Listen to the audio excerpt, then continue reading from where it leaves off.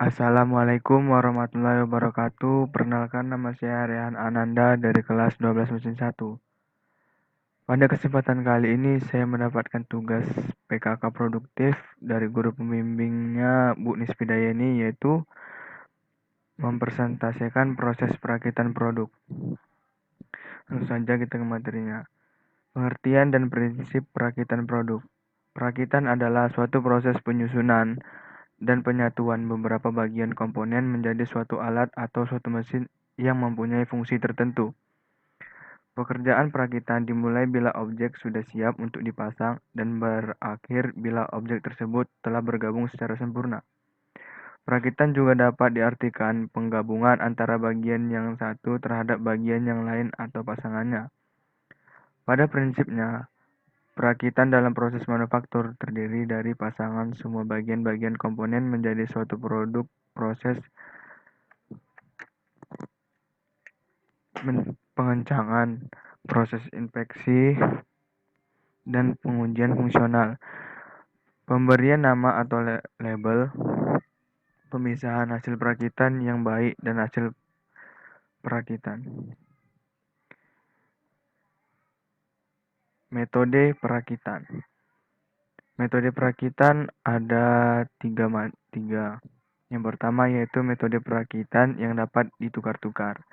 Pada metode ini, bagian-bagian yang akan dirakit dapat diukur satu sama lain, atau dalam bahasa Inggrisnya interchangeable.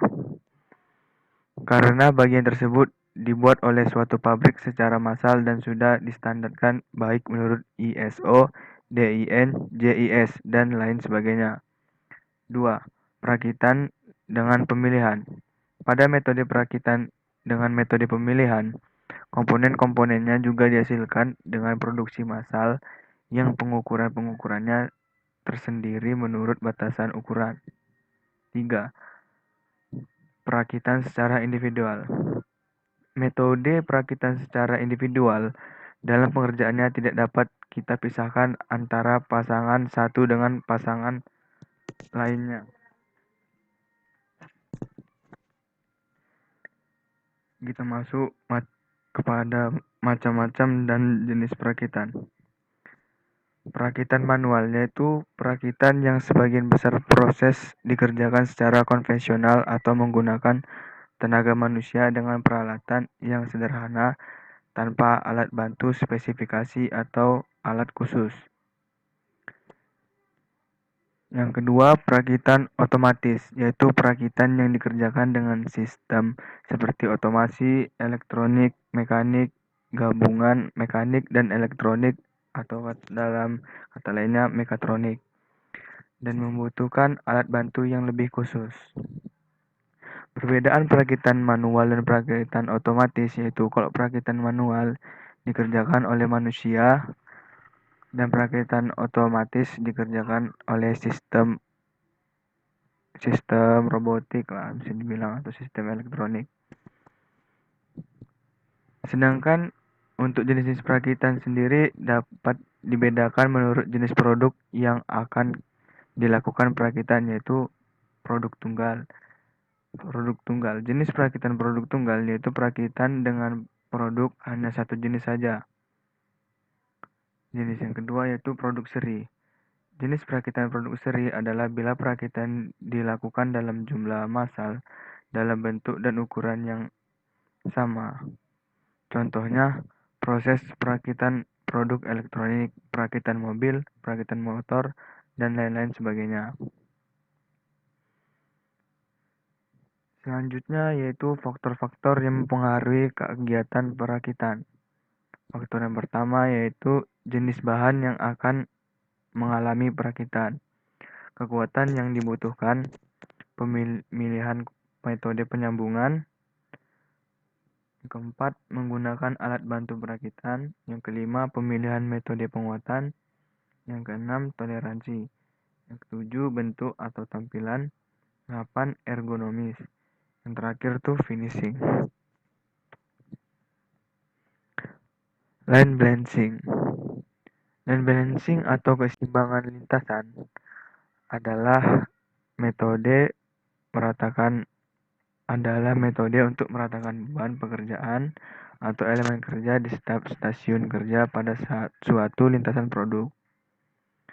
Tujuan dari dilakukannya land balancing adalah agar pada proses perakitan tidak terjadi bottleneck atau terhambatnya proses produksi dalam lintasan, karena terjadi delay proses atau waktu tunggal proses dan idle time atau waktu menganggur. Idle time atau waktu menganggur mengakibatkan tidak meratanya beban pekerjaan. Jika proses delay terjadi, maka dapat dipastikan produk akan terganggu dan berakibat pada tidak tercapainya kapasitas produksi yang optimal. Dalam lean manufaktur, hal ini termasuk dalam kategori 7W atau pemborosan yang disebut waiting time yang harus dihilangkan. Agar dapat menghilangkan waiting time dan idle time dalam suatu proses produksi, kita perlu lakukan time study. Time study adalah metode yang digunakan untuk menentukan waktu dalam pengoperasian pekerjaan. Dalam time study dikenal istilah cycle time atau waktu siklus dan takt time. Cycle time adalah waktu yang dibutuhkan untuk menyelesaikan satu unit produk dari awal proses hingga akhir proses dalam lini produksi. Sedangkan takt time adalah waktu yang dibutuhkan untuk menyelesaikan unit produk berdasarkan permintaan pelanggan. Jadi, line balancing ini adalah metode untuk meratakan beban pekerjaan di setiap stasiun kerja pada suatu lintasan produksi. Nah, selanjutnya dalam mengatasi masalah bottleneck tadi yang agar pada proses perakitan tidak terjadi bottleneck. Cara mengatasinya masalah bottleneck ini dalam lintasan produksi sebenarnya ada beberapa metode yang bisa diterapkan. Berikut ini adalah metode dalam menyeimbangkan lintasan agar tidak terjadinya masalah bottleneck. Yang pertama itu metode heuristik, yang kedua metode matematis, yang ketiga metode simulasi, yang keempat metode time study. Ya, sampai segitu saja presentasi dari saya. Lebih dan kurangnya saya mohon maaf.